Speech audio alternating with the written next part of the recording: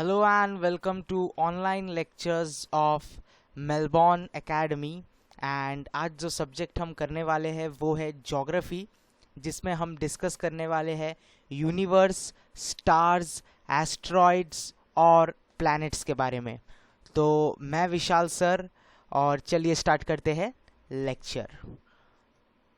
So the first thing that we are going to do, सबसे पहले while attending lecture आपको क्या क्या चीज़ें चाहिए, आप लेक्चर अटेंड कर रहे हो आपको क्या क्या करना है, उन चीज़ों के बारे में डिस्कस करते हैं।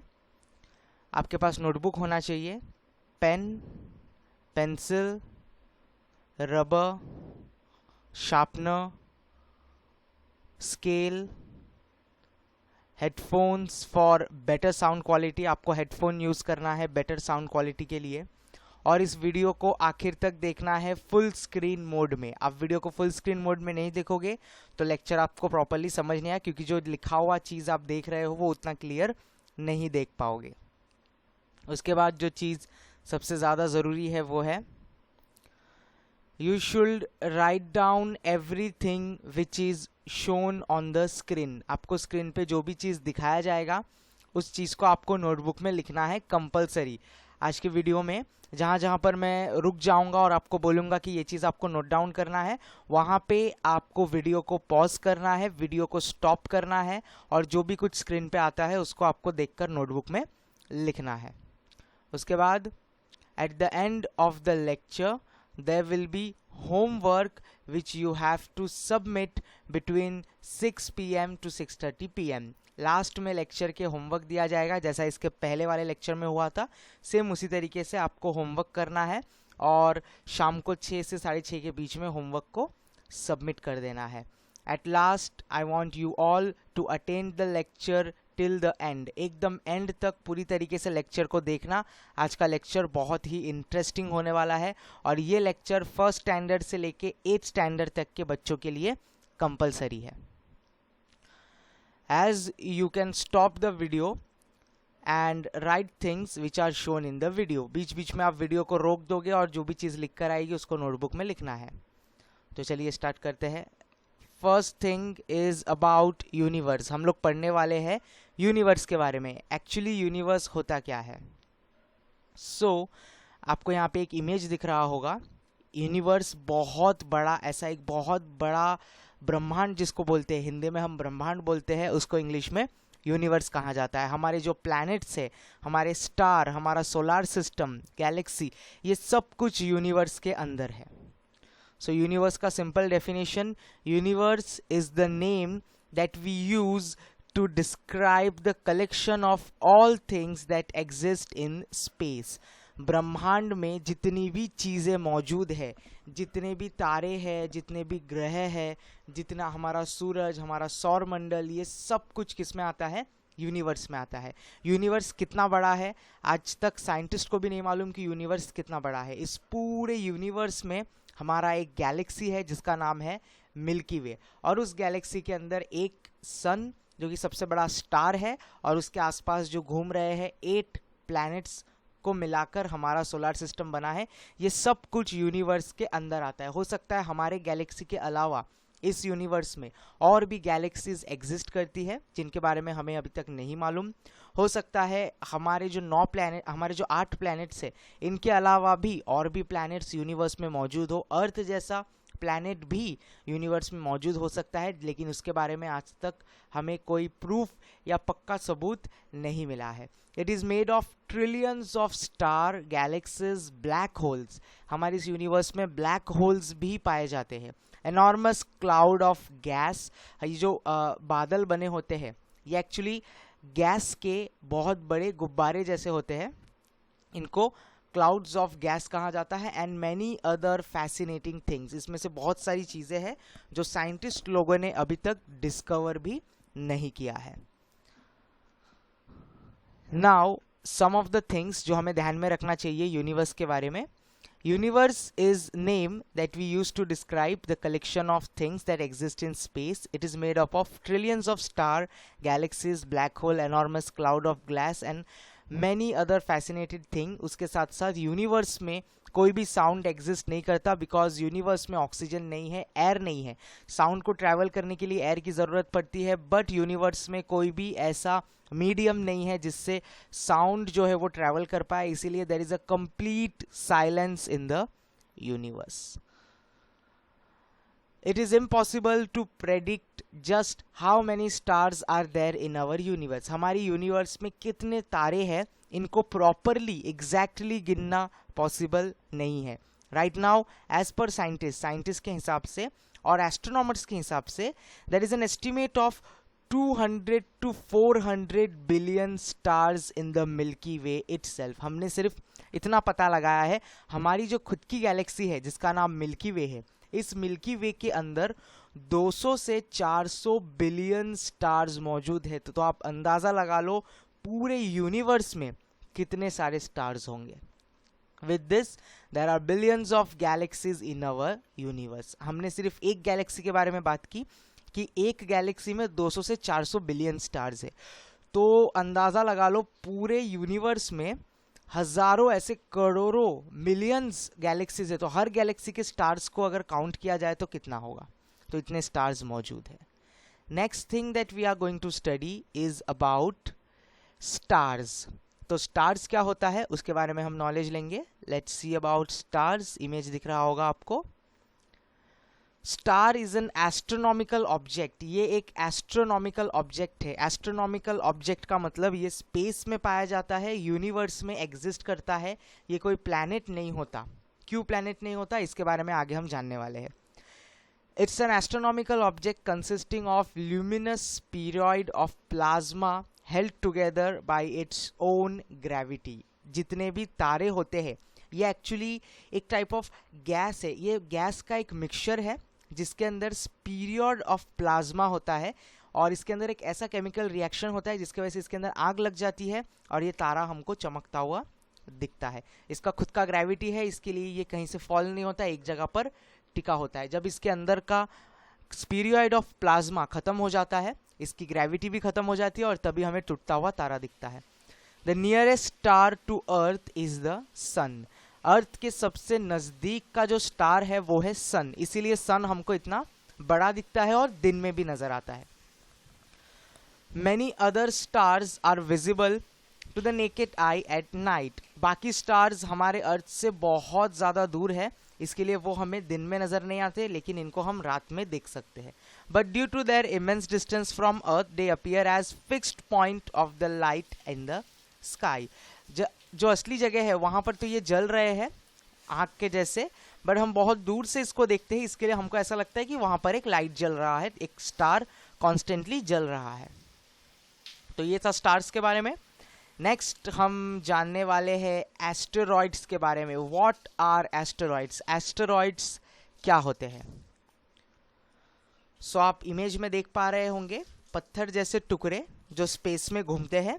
एक्चुअली इन्हीं को एस्टेरॉइड्स कहा जाता है, जिसका definition the term asteroids refer to minor planets of inner solar system. हमारे सोलार सिस्टम में छोटे छोटे कुछ प्लैनेट्स है, इनको हम प्लैनेट्स भी नहीं बोल सकते प्रॉपरली, बिकॉज इनका घूमने का जो तरीका है ये प्रॉपर नहीं होता. ये कैसे भी घूमते हैं, किसी भी साइज में अवेलेबल होते हैं, इसीलिए इनको नाम दिया गया है asteroid. Including those co-orbital with Jupiter, larger asteroids are often called planetoids. जो हमारा एस्ट्रॉइड है वो पाया जाता है मार्स और जुपिटर प्लैनेट के बीच में. सबसे ज़्यादा एस्ट्रॉइड्स अवेलेबल है एंड इसी कारण की वजह से कोई भी स्पेसशिप अभी तक सिर्फ मार्स तक ही रिसर्च करने पहुंचा है. मार्स के आगे किसी भी स्पेस व्हीकल या किसी भी रॉकेट या किसी भी स्पेस क्राफ्ट को नहीं भेजा जा सकता, बिकॉज उसके बीच में बहुत सारे एस्ट्रॉइड्स आ जाते हैं. अगर स्पेस क्राफ्ट को भेजा जाए तो ये स्पेस क्राफ्ट एस्ट्रॉइड्स से टकरा जाएंगे. जो लार्जर एस्ट्रॉइड्स होते हैं उनको प्लैनेटॉइड्स भी कहा जाता है. नेक्स्ट जो हम स्टडी करने वाले हैं वो बहुत ही इम्पॉर्टेंट टॉपिक है and the next topic is planets. अब हम प्लैनेट्स के बारे में जानने वाले हैं. सबसे पहला जो प्लैनेट है जिसके बारे में हम स्टडी करने वाले हैं वो है मर्क्यूरी. आपको इमेज दिख रहा होगा. Mercury the smallest planet in our solar system, ये सबसे छोटा प्लैनेट है हमारे सोलर सिस्टम का, एंड क्लोजेस्ट टू द सन, और ये प्लैनेट सन के सबसे ज़्यादा नज़दीक में है। Is the only slightly larger than Earth moon, Earth का जो मून है उससे थोड़ा सा साइज में बड़ा है ये। Mercury is the fastest planet zipping around the sun every 88 Earth days, मतलब अर्थ को सन का पूरा एक चक्कर लगाने के लिए 365 दिन लगते हैं, 365 डेज, बट मर्क्यूरी अपना वो जो सर्कल है वो कंप्लीट कर लेता है 88 डेज में। मतलब अर्थ में एक साल होता है 365 डेज का, बट आप मर्क्यूरी में जाओगे तो वहां पे एक साल होगा 88 डेज का। Next planet is Venus, Mercury के जस्ट बाद वीनस है। Venus spins slowly in the opposite direction from most planet, बाकी प्लैनेट्स जिस डायरेक्शन में घूमते हैं वीनस उसके ऑपोजिट में घूमता है। A thick atmospheric trap heat in runaway greenhouse effect, इस प्लैनेट में से ग्रीन हाउस गैस बहुत ज़्यादा निकलता है। What is greenhouse gas? ये एक तरीके का कार्बन डाइऑक्साइड गैस है जो ये प्लैनेट रिलीज करता है, जिसकी वजह से इस प्लैनेट के अंदर बहुत ज़्यादा हीट ट्रैप होता है, making it the hottest planet in our solar system. इसीलिए वीनस को हमारे सोलर सिस्टम का सबसे हॉटेस्ट प्लैनेट कहा जाता है। Next planet we have is Earth. Earth our home planet, ये वही प्लैनेट है जहाँ पर हम रहते हैं, ये हमारा घर है। This is our home planet, जहाँ पे इंसान सिर्फ इसी प्लैनेट पे, जितने भी प्लैनेट्स के बारे में हम डिस्कस करने वाले हैं, सिर्फ अर्थ ही एक ऐसा प्लैनेट है जहाँ पे जिंदा चीज़ें पाई जाती है, लिविंग थिंग्स पाए जाते हैं। Is the only place we know of so far that's inhabited by living things. It is also only planet in our solar system which liquid water on the surface. ये एक ऐसा planet है जहाँ पे living thing पाया जाता है। इसके साथ साथ एक और खास बात, ये पूरे 8 planets में से एक ऐसा planet है जहाँ पे पानी पाया जाता है, water पाया जाता है, and water के वजह से ही इस planet में life है। Then we have another planet, Mars. Mars is dusty, बहुत ज़्यादा धूल वाला प्लैनेट है ये। कोल्ड, बहुत ही ठंडा है। Desert world with very thin atmosphere, इसका एटमॉस्फेयर बहुत ही ज़्यादा थिन है और पूरा डेजर्ट से कवर किया गया है। There is strong evidence Mars was billion of years ago wetter and warmer with thicker atmosphere. बहुत साल पहले मार्स का जो वेदर है वो बहुत ही ज़्यादा गर्म हुआ करता था, लेकिन टाइम जैसे ही बीतते गए, बहुत साल होते गए, वैसे वैसे मार्स का जो एटमॉस्फेयर है वो धीरे धीरे ठंडा होते गया। Next planet that we are going to see is Jupiter. Jupiter is more than twice as massive than other planet of our solar system combined. Jupiter हमारे सारे प्लैनेट्स में से सबसे बड़ा प्लैनेट है साइज के तौर पे, ये सबसे बड़ा प्लैनेट है हमारे सोलर सिस्टम का। The giant planet Great Red Spot is centuries old storm bigger than Earth. इस planet में आपको एक रेड कलर का स्पॉट दिख रहा होगा यहाँ पर। यस, ये रेड कलर का जो स्पॉट है ये एक्चुअली एक तूफान आया हुआ है इस planet में। यहाँ पे ये तूफान जो है ये अर्थ जितना साइज का तूफान है, तो आप इमेजिन कर सकते हो सिर्फ इसका ये जो तूफान आया है ये अर्थ के साइज का है, तो ये पूरा planet कितना बड़ा होगा। And then we have Saturn, adorned with dazzling complex system of icy rings. Saturn is a unique in our solar system. Saturn एक ऐसा planet है, वो इतना तेज घूमता है और उसका एटमॉस्फेयर इतना ठंडा है कि उसके आसपास की जो हवाएं हैं वो फ्रीज हो जाती है, एंड उसके वजह से उसके आसपास हमें रिंग बना हुआ दिखता है। सिर्फ Saturn ही एक ऐसा planet है जिसके इर्द गिर्द रिंग है। हमारे पूरे सोलर सिस्टम में सेटन एक ऐसा प्लैनेट है, सिर्फ उसी के पास रिंग्स है, बाकी प्लैनेट्स को रिंग्स नहीं होते। Other giant planets have rings but none are as spectacular as Saturn. बाकी प्लैनेट्स को भी रिंग है बट उतने डार्क और उतना प्रॉपर नहीं दिखता जैसा सैटर्न का दिखता है। Then we have another planet Uranus. Uranus 7th planet from the sun, ये 7वां प्लैनेट है सन की तरफ से। रोटेट एट 90 डिग्री, ये 90 डिग्री पे घूमता है from the plane of its orbit. This unique tilt make Uranus appear to spin on its side. इसीलिए यूरेनस पूरा 90 डिग्री के बल पे घूमता है, यही उसकी सबसे खास बात है. Then at last we have last planet, Neptune.